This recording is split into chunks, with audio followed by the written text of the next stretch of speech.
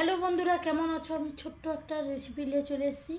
ময়দার চাঁদ করব। এই যে ময়দার চাঁদটা করব, এই যে দেখো, আমি ময়দা রাখে লবণ দিয়া গরম জল দিয়া আমি কিন্তু 10 মিনিট রেখেছি।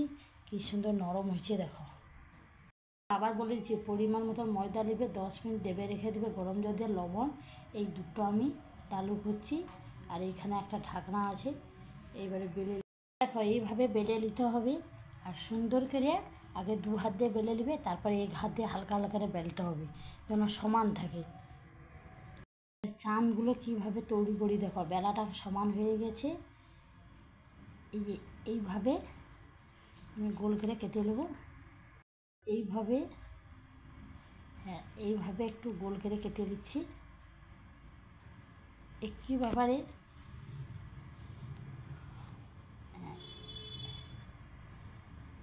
খুব সুন্দর কাটা হয়ে চানটা হবে। আমি দেখিয়ে দিচ্ছি দেখো, এই মিডিল দেখে দেখো, এই মিডিল দেখে কি সুন্দর চান হচ্ছে দেখো। চানগুলো দেখো, এইভাবে আগে গোল করে এইভাবে কেটে নেবে। আমি আর এক পিস দেখিয়ে দিই, এইভাবে কেটে নেবে। দেখো চান মাজু মাজু কিন্তু এই অংশটা বাদ হলো, এই দুধারে দুটা চান উঠে গেল।